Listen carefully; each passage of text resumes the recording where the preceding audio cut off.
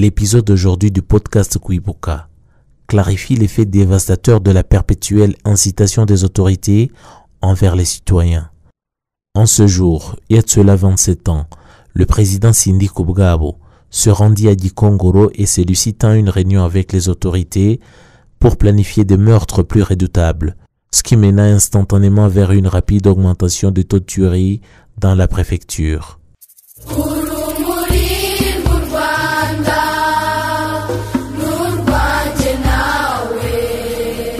Les faits marquants du génocide qui se sont commis le 18 avril 1994. À ce jour, le préfet Clément Kayishema de Kibuye a ordonné l'extermination des Tutsis réfugiés au stade Gatwaro. Le stade de Gatwaro était situé dans la ville de Kibuye, commune Gitesi, secteur Bwishyura.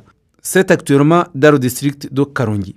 Les Tutsis ont été amenés au stade par les autorités de la préfecture, à la tête desquelles il y avait Kayishema Clément, qui leur avait promis d'y assurer leur sécurité, mais c'était une ruse. La plupart des réfugiés qui ont été amenés venaient de d'autres endroits où ils avaient survécu au massacre, notamment à l'église de Kibuye et au Home Saint-Jean, à l'église de Mubuga, ceux venus de Mabanza, particulièrement à Rubengera. Aux portes du stade de Gatwaro, ils étaient dépouillés lorsqu'ils y arrivaient. Ils étaient dépouillés de tout ce qu'ils portaient. Arrivés à l'intérieur du stade, l'eau leur était coupée. Des réfugiés sont donc tombés malades à cause de la saleté et du manque d'eau. Le préfet Kayishema empêchait l'accès aux réfugiés à toute aide, et tout est devenu de l'extérieur. Un médecin allemand, Dino de Wolfgang Blam, a continué à travailler à l'hôpital avec le docteur Hitimana Leonard et soigner les réfugiés blessés avec le plus grand dévouement. L'épouse du docteur Blam, elle-même Tutsi, a été menacée de mort et son époux a demandé d'être tué en premier avec elle et ses enfants. Parmi les responsables de ce drame, il y a Joseph Mhambara, Eninharamwe de Mugonero et frère de Bedru Zinana, autre criminel, qui a été condamné à 25 ans de prison par le TPIR, tandis que son frère Joseph Mhambara a été condamné par une juridiction des Pays-Bas à la prison à perpétuité. C'est le préfet Kayishema donc qui a donné l'ordre de commencer à tuer les réfugiés Tutsis. Ils ont été tués à l'arme à feu, aux grenades, machettes et autres armes traditionnelles. Le premier jour, les massacres ont cessé vers 18h. Certains militaires sont partis, mais les Inheram sont restés au stade, encerclant celui-ci pour que personne ne puisse échapper à la mort en sortant du stade de nuit. Ils n'ont pas osé entrer dans le stade pendant la nuit et ont préféré rester dehors pour attendre les renforts le lendemain. Pendant la nuit, les Tutsis survivants ont rassemblé les morts et dispensé aux blessés les premiers soins. Cette nuit, les Inheramwe ont pris la décision de quitter le stade, mais ont averti les réfugiés qu'ils allaient revenir le lendemain. Ils sont allés au cabaret, près du stade, boire de la bière pour se féliciter du massacre qu'ils avaient fait. Le lendemain, 19 avril 1994, à 6h du matin, après avoir festoyé toute la nuit, pour fêter d'avoir mis en œuvre le génocide, ils sont revenus au stade, comme ils l'avaient promis, pour continuer à tuer ceux qui respiraient encore avec les armes traditionnelles. À la même date, le massacre a eu lieu à Kamonyi, dans le district de Kamonyi, à l'endroit appelé Kayumbu. En effet, Kayumbu est un pont qui est situé dans le village de Nyarusange, celui de Karengera, secteur Musambira.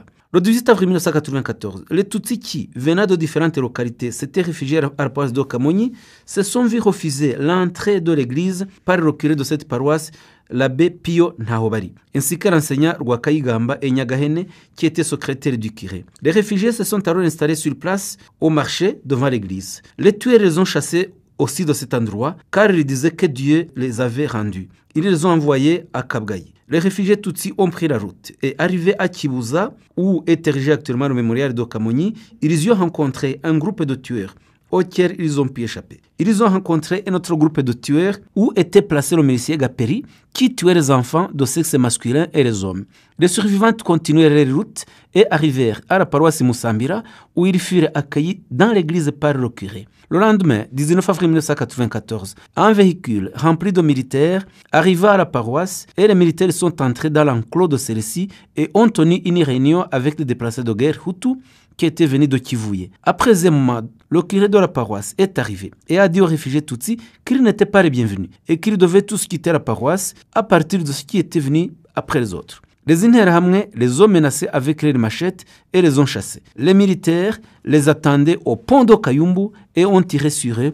Les cadavres se sont empilés sur ce pont et aux alentours. Après, les militaires sont partis et ont laissé le champ libre aux miliciens qui ont achevé ceux qui respiraient encore. À la même date, les massacres ont eu lieu à la paroisse d'Onkanka, commune Kamembe, dans le district de Rusizi. En effet, dans l'ancienne commune Kamembe, des Tutsis ont été tués à la paroisse d'Onkanka, à la commune Kamembe et dans la localité de Busekanka. À partir du 8 avril, les Tutsis ont commencé à se réfugier à cette paroisse d'Onkanka parce que les massacres et les incendies de maisons de Tutsis avaient commencé à Gitwa et Murambi. Les Tutsis se sont donc réfugiés à cette paroisse parce qu'ils avaient pris l'habitude de trouver refuge sûr depuis les années 1959 et que le bourgmestre de la commune Kamembe, Mubirigija Napoléon, avait menti aux Tutsis qu'ils allaient être protégés.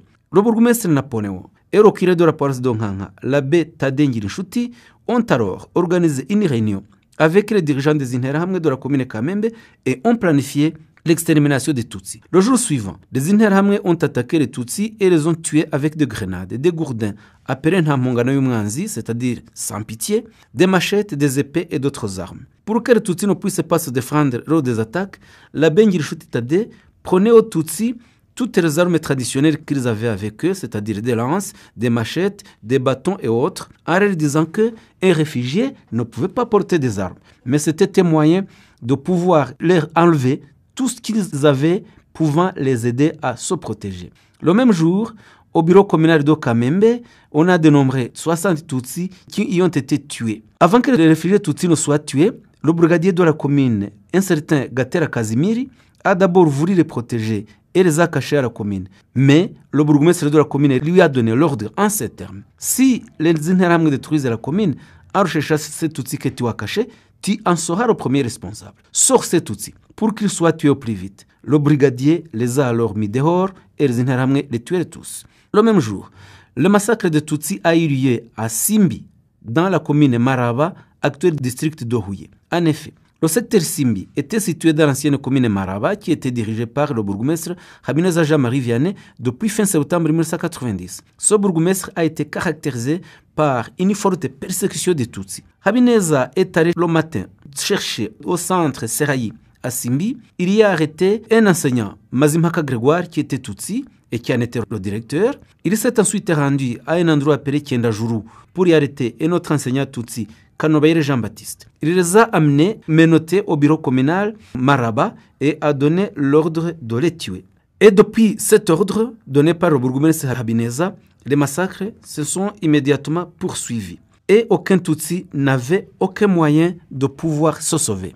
Le 18 avril 1994, les Interahamwe venus de Gikongoro et ceux de Maraba, accompagnés par des militaires et des gendarmes et des policiers, ont attaqué les Tutsis réfugiés à l'église catholique de Simbi. En plein jour, deux Interahamwe sont d'abord montés sur le toit de l'église. Ils ont arraché des tuiles. Ils ont déversé alors l'essence sur les réfugiés. Et renommé Bouchakiro a déversé sur eux de la poudre du piment pour empêcher aux réfugiés de bien respirer. Les tueurs défoncèrent alors les portes de l'église et y lancèrent des grenades et des pierres. Après quoi, les Interahamwe ont achevé à la machette tout ce qui respirait encore. Près de 40 000 Tutsis y furent tués. À la tête des tueurs, il y avait les policiers communaux Nkuriza Antoine Kanani, Nyirimana Canisius et Sebarinda Célestin, Nshimyumukiza Clément, qui était assistant bourgmestre, Rwabungu Sylvestre, président du MDR Power de la commune Maraba, Mujambere Antoine, qui était enseignant et président du MRND de la commune Maraba, et bien d'autres miliciens, dont ceux qui étaient venus de Gikongoro. À la même date, les massacres de Tutsis ont eu lieu dans les locaux d'Oroprovia, à Rusizi, dans l'ancienne préfecture de Cyangugu. En effet, dans le district de Rusizi, dans la ville de Kamembe, ont été tués un grand nombre de Tutsis qui venaient de différents endroits de la ville de Kamembe. Et depuis le 18 avril 1994, les miliciens ont commencé à attaquer les domiciles de Tutsis qu'ils amenaient tués dans la ville de Kamembe, à côté de la nouvelle place du marché et dans les caféiers près du bâtiment de la Banque populaire de Rusizi où se trouvait le secteur Kamembe. Ces Interahamwe étaient dirigés par Napoléon Mubirigi, bourgmestre de la commune Kamembe, Haruna Rizinde, le représentant du MRND, Muruku, conseiller du secteur Kamembe, lesquels ont tenu une réunion avec les Interahamwe au cours de laquelle les Interahamwe ont été divisés en 3 équipes chargées de traquer les Tutsis qui se cachaient encore. Parmi les tués responsables de ces massacres, il y a bien sûr le bourgmestre Napoléon qui était à la tête des tueurs ainsi que plusieurs miliciens qui ont eu un rôle sanglant dans ces assassinats. Le dernier massacre commis ce jour est celui de Mourire, un massacre sanglant. Mourire dans le district de Rwamagana et à l'école primaire de Sovu. Le 7 avril 1994, les tueurs Hutus ont commencé à attaquer les Tutsis à leur domicile. À Mourire, des Hutus ont, avec les Tutsis, résisté ensemble aux tueurs qui venaient de différentes localités et les ont empêchés de pouvoir entrer dans le secteur. Dans l'après, les Hutus qui combattaient avec les Tutsis ont été convoqués à une réunion organisée par les dirigeants MRND, lesquels les ont sommés de ne plus porter main forte aux Tutsis. Les Tutsis ont tout de même continué à résister pendant des semaines. Sur la colline de Gisanza, Serire Mourire, le 18 avril 1994, des véhicules ont amené des miliciens et tous les policiers de la commune ont alors commencé à tirer sur les réfugiés avec les armes à feu. Sur cette colline étaient rassemblés des Tutsis venant des secteurs Nzige, Gahengeri, Rubona, Rutonde et Bichumbi. Les tueurs ont continué à tirer et les Tutsis se sont découragés car ils étaient à court de pierres et de bâtons alors que les tueurs redoublaient de force. Près de 15 000 Tutsis furent tués sur place, tandis que d'autres étaient à divers endroits et barrières. Près de 400 Tutsis ont été tués à la barrière qui était installée près de l'église adventiste. Actuellement, plus de 50 000 corps ont été recensés et enterrés au mémorial de Mourire.